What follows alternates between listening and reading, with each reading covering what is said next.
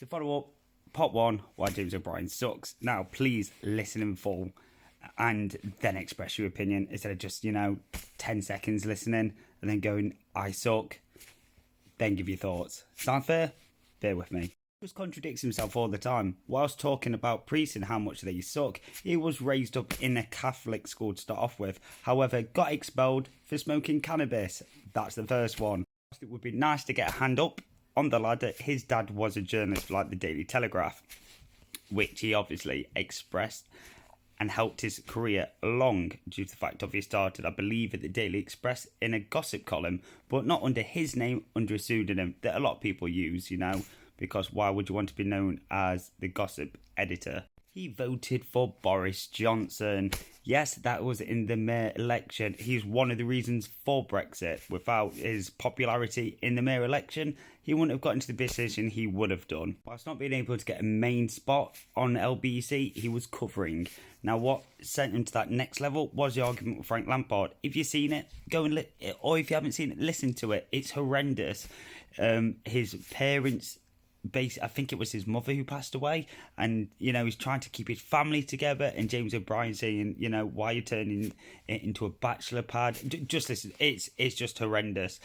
Frank Lampard phones up the radio station and he just grovels. Now, what got him the job is essentially attacking, refusing to apologise for his mistake. It's supposed to be the next Jeremy Paxman, which he was basically a shoo-in for, but he didn't get it, hence why he comes quite resentful, and he realised the more outrageous and attacking he gets, the more publicity he gets, hence why he got the next stage after the Frank Lampard was Ian Duncan Smith, and then after that it was Nigel Farage, and then it was most recently Rees-Mogg, and all he does is interrupts, it doesn't let them finish their point, just interrupts non-stop. Oh yeah, and do you know that Daily Mail issue he has? You must be a Daily Mail reader. He literally wrote for them, whilst being a journalist himself, writing for the Daily Mail, and then calling Daily Mail readers, just like Brexit, when he voted for Boris. The guy is just, it's okay if he does it, but you're not allowed to. And then it's the people that defend him. I mean, he's literally the person that he's criticising, with his poor analogies, stating that no one should go in therapy because they're weak at the start. And then he goes to therapy. His third book was stating that child therapy, I would think against it. And then he does it himself. His fourth book, How Britain Was Broken, calling Jeremy Corbyn, he's the reason. He was literally calling Jeremy Corbyn to get Boris into power. It's just, I'll go in more depth at a later time, but it's just one after another of contradictions. Things that he's done are then regretted, but no one else is allowed to regret. Only himself, you see. That's the only person.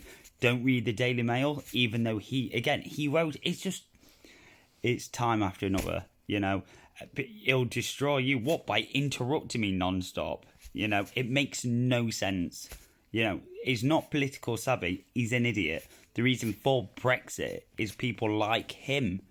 Literally him. Anyway, let me know your thoughts. Please follow, share, like, subscribe. All that. It really matters. However, I'm not a multi-millionaire for all you defenders of him. For some reason, you just love defending it. It just makes no sense. Listen. Just listen to anything that... It is when someone talks too much, and that's coming from me.